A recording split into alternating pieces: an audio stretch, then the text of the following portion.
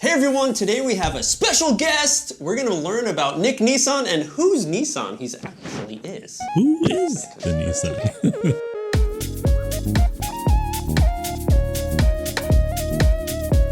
Hey everyone, welcome back to another, here's the new Kazoku episode. We're the host, my name is MJ. My name is Adam. And we're here to help you learn some English naturally, become our third friend in this conversation. You can pick up some new words, phrases, but the most important part, get that feeling, that swinky of English because you can't find that in a textbook. That's right. Oh my gosh, everyone, we have a special guest. It's been a while since we did a collaboration, and we're excited to introduce Nick Nissan. Hello everyone, I am Nick. Nice to meet you. Everyone, you might have seen Nick's content on YouTube, Instagram, TikTok. He produces a lot of cool videos. 始めないとスタートできない。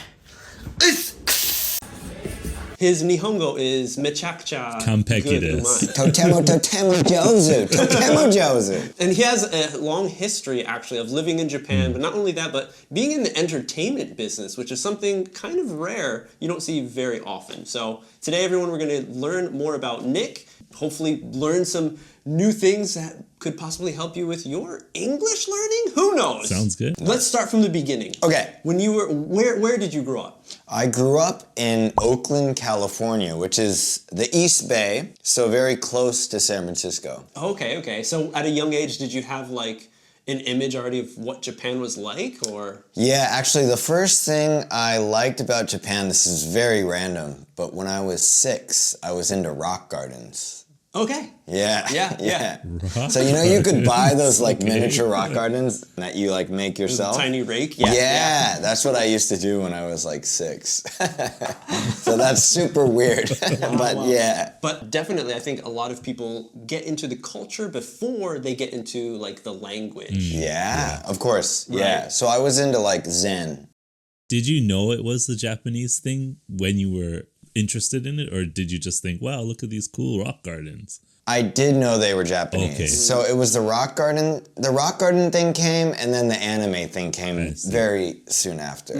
So that was like, oh, Japan is really cool. Right. And this is like way before now when everybody likes Japan. Yes. It's like totally normal now to like Japan, Yeah. but I think we're all about the same age. So Yeah. you had to be, You had to search, you had to hunt yeah. for the good stuff. Right. And usually it was, there were skimpy pickings on what you had.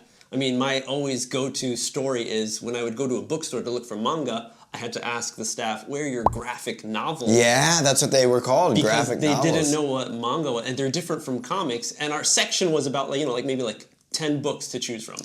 Actually, and I should say Ninja Turtles basically started everything, right? Right? Ninja, Sensei, Sayonara. That's true. So that was actually Yes. my first introduction to Japan. Yes. Really interesting. Do you guys remember I guess it's still there, the Sci-Fi Channel? Yeah. They had a thing, this is like in the 90s, it was called Saturday Morning Anime. And they would put on these animes like Akira, Galaxy Ninja Scroll. Express, Right, Ninja yeah. Scroll, things that little kids shouldn't be watching.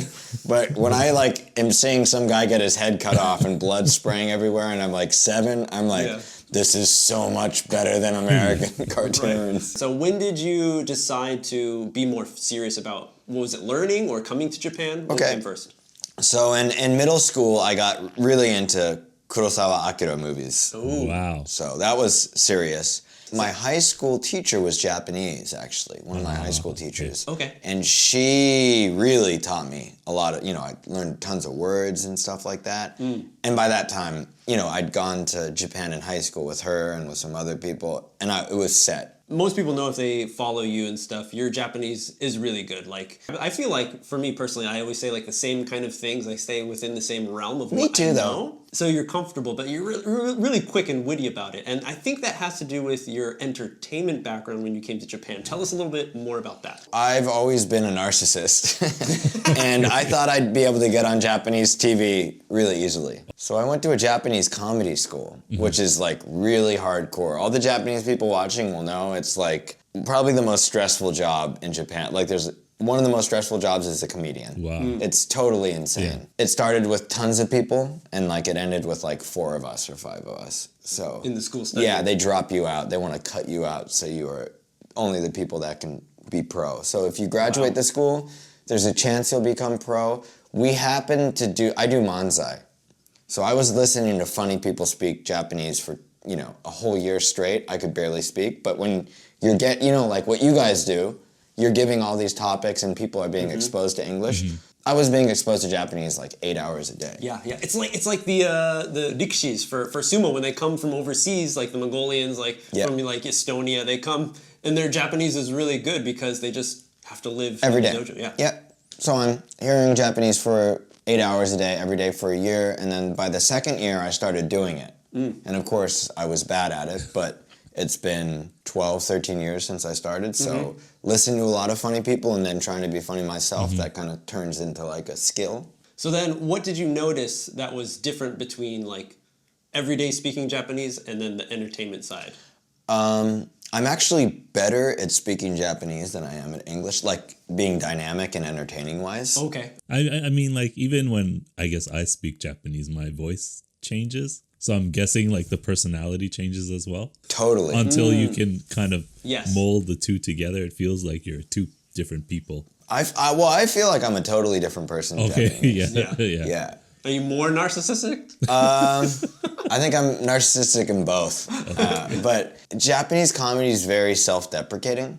Yeah. So I'm very narcissistic but self-deprecating at the same time. Always cracking jokes at yourself. Yes. Yeah. But narcissism and self-deprecation are just two sides of the same coin because it's both about yourself, you know? Whoa. Yeah. Yeah. That's deep. So that's why I kind of am like really crazy and fast when I speak Japanese. My Japanese is not perfect. I know guys who are much better than me and they even did more input than I did. Okay. Like 8 hours for like 5 years. And their Japanese is like a Japanese person. Yeah. But the reason why I kind of knew about you guys was because you guys were like the only, because, you know, I do language education as well.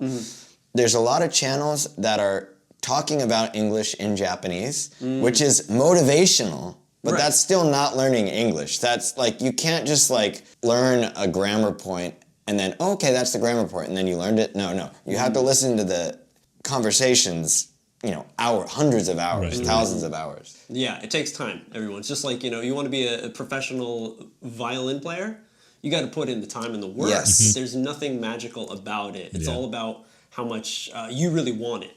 Well, you can't just read about how to play a violin. You actually have to play the violin. Exactly. You got to touch it. Yeah, and hear it. Hear it, Yeah, you know? yeah. Pluck those strings. You got to wax up that bow. Exactly. Yeah. Yeah, wax up that strings. bow. Is that an actual thing? Kazo Yeah, style. pakaza, yeah. So that's like definitely one thing we really push forward with our channel, and I think a lot of people who watch it resonate and understand that, the listening side is important. You don't have to understand 100% of everything, but it's really important to hear the natural side of it. Well, I'm going to toot your guys' horns for a second, if you don't mind. So I posted a tweet the other day, and it was about you need to listen to 1,000 hours of English. And somebody was like counter-arguing against me and was like, well, I've listened to CNN for like an entire day, and it felt like I didn't learn anything. And my counter to them was, your English isn't good enough to be listening to CNN. Why aren't you listening to like a baby's cartoon or something like that? So you guys speak, you know, pretty clearly their everyday topics, and you really don't have to understand everything. That's actually probably the biggest hurdle with language. Like, people think they should understand stuff, but you shouldn't understand everything, actually. Yes, like exactly. 40%, 30% is fine. Yep. And then you understand more and more. I think that goes to the perfectionism of the Japanese culture that is really a hindrance and making this huge kabe, this huge wall for people. But did you feel that when you were studying Japanese? Oh, yeah, dude. I didn't understand. So when I was in comedy school, it was 2 years. I didn't understand anything.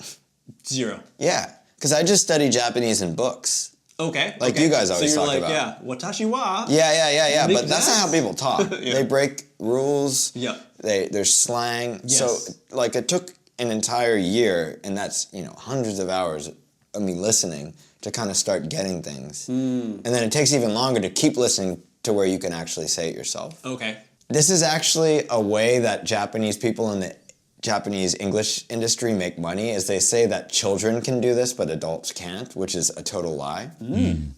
The only difference between adults and children is that children don't try to understand stuff. They just like gaman suru. Yes. You basically just have to throw away your pride and act like a child, not question everything. Just accept it Yeah. for what it is. Right, Yeah. right. Woo! Yeah. There's so much that we can talk about. We're going to do another video with Nick. But Nick, tell everyone a little bit about what you do. Where can they find you? What do you got going on? I do a YouTube channel with a Russian girl. Her name is Alex. The channel's name is Nick and Alex.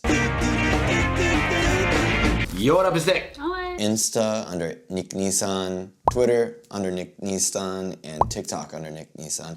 A lot of it's in Japanese because I kind of give tips on how to learn English. It's really funny because I'm like telling people, I shouldn't watch things in Japanese about English, but I'm basically directing them to your channel, actually. And you have I have a company, yeah, it's called Chad. So it's basically how to do immersion, how to listen to English. If you're watching, for instance, MJ and Adam's show, tips on how to watch their videos and stuff like that. Yes, exactly. We'll have a link down below. Hopefully you can click and check out the information of Nick's company, Chad's. He's a Chad, so Chad. you know, just hand in hand. Thank you so much, Nick, Sure. for coming on the show, and everyone be on the thank you. lookout for another one. We got a debate coming up, so it's gonna Thank be you, good. Adam. So give thumbs up on this video for Nick joining us. Subscribe to the channel for more talks like this. But that's it. We'll see you on the next step.